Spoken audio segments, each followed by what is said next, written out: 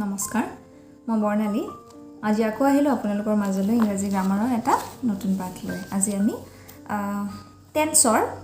Past perfect টেন্সটো পঢ়িম আমি ইয়াৰ আগতে পাষ্ট কন্টিনিউয়াছ টেন্সটো পঢ়ি গলো এবাৰ পাষ্ট পাৰফেক্ট টেন্সটো পঢ়িম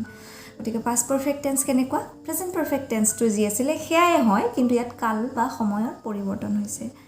গতিকে ইয়াতে এটা ডেফিনেশ্যন দিয়া আছে এনেকুৱা ধৰণৰ when a work is being completed in the past we indicate that kind of work through past perfect tense আমি এটা কাৰ্য অতীতত কোনোবা এটা সময়ত হৈ যোৱা বুজাবলৈ past perfect tense ব্যৱহাৰ কৰোঁ past perfect tenseত helping verb আহিব had আমাৰ present perfect tenseত have আৰু has আহিছিলে কিন্তু past perfect tenseত helping verb আহিব had গতিকে আহকচোন আমি প্ৰথমতে affirmative sentenceত past perfect tenseৰ sentence structureটো কেনেকুৱা হয় চাওঁ প্ৰথম আহিব subject plus helping verb হ'ব had তাত কোনো ধৰণৰ অপচন নাই যে singular plural এনেকুৱা নাই ডাইৰেক্ট had লগালে হ'ল এটা অকমান ইজি হয় হেতু কাৰণে plus main verb third form perfect tenseত main verb third form আহে plus object এতিয়া আহকচোন আমি কৰোঁ কেনেকুৱা হয় চাওঁ উদাহৰণ I had done the work মই কামটো মই কামটো কৰিছিলোঁ সেইখিনি সময়ত মানে I had done the work মই সেই সময়ত কামটো কৰিছিলোঁ she had reached home earlier that day সেইদিনাখন তাই অলপ সোনকালে ঘৰ পাইছিলগৈ মানে কৰ্মস্থানৰ পৰা তেওঁ ঘৰলৈ অলপ সোনকালে ঘৰ পাইছিলগৈ সেইদিনাখন they had met me before তেওঁলোকে মোক আগতেই লগ পাইছে প্ৰথম এক্সাম্পলটো আছে I had done the work I is the subject had আহিলে helping verb আৰু main verbৰ third form হ'ল done the work is the object then came the second example she had reached home earlier that day ইয়াতে subject is she had whole helping verb reached main verb reach আছিলে তাৰে third form reached home earlier that day এখিনি হল আমাৰ object তাৰ পিছত আছে they had met me before they is the subject had is helping verb met meter past form meter third form hall met me before is the object এয়া হল affirmative এবাৰ হয় আমি negative sentence structure টো হ'ব subject plus had মানে helping verb plus not plus main verb third form plus object example এনেকুৱা হ'ব I had not reached there মই সেই ঠাই পোৱাগৈ নাছিলোঁ মই গন্তব্য স্থান পোৱাগৈ নাছিলোঁ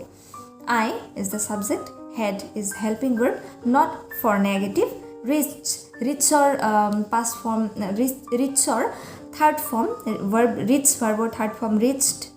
there to whole object তাৰ পিছত second example Mina had not done that মিনাই সেই কামটো কৰা নাছিলে Mina is the subject had is the helping verb not for negative done did done do verbৰ third form done that is the object you had not gone there তুমি তালৈ যোৱা নাছিলা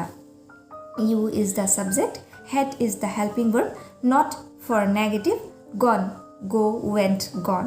gone to আমাৰ verbৰ third form plus there is the object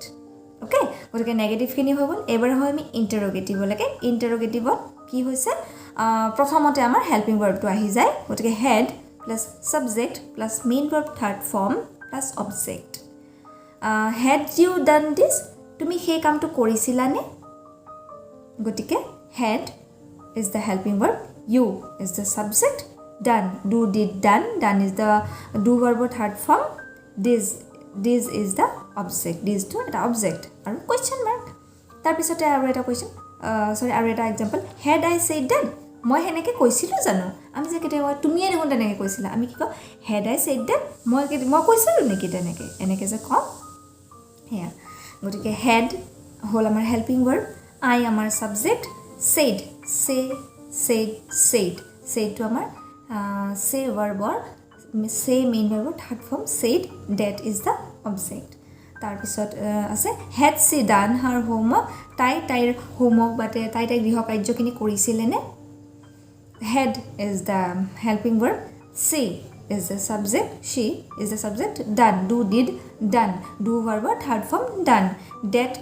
her homework is the object. এয়া আছিল আমাৰ ইন্টাৰোগেটিভত। এবাৰ হো ডাবল ইন্টাৰোগেটিভ। ডাবল ইন্টাৰোগেটিভত কি হ'ব, WH ফেমিলিটো প্ৰথম লাগিব, তাৰ পিছত হেল্পিং ভাৰ্ব, তাৰ পিছত সাবজেক্ট, তাৰ পিছত মেইন ভাৰ্ব থাৰ্ড ফৰ্ম, তাৰ পিছত object. So the structure will be WH family plus had plus subject plus main verb third form plus object. Where had you gone? তুমি কলৈ গৈছিলা? Where is the WH family, had is the helping verb, you is the subject, gone is the main verb third form.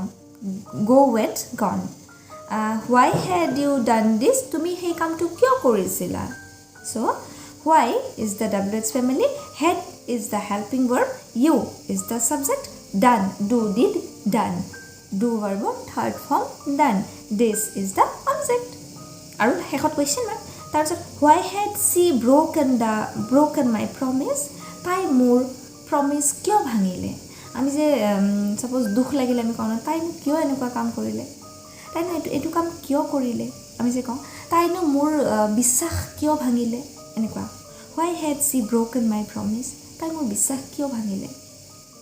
আমি কওঁ নহয় এনেকৈ। Suppose আমাৰ বহুত একদম নলেগলে লগা বন্ধুৱে যদি আমাৰ বিশ্বাসঘাতকতা কৰে আমাক, তেতিয়া আমি তেনেকৈ কওঁ নহয় আমাক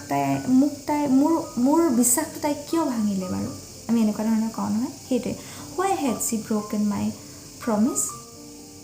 okay, so why is the WH family, had, sorry এইটো head দেই, head is the helping verb, she is the subject, she is the subject, then broken,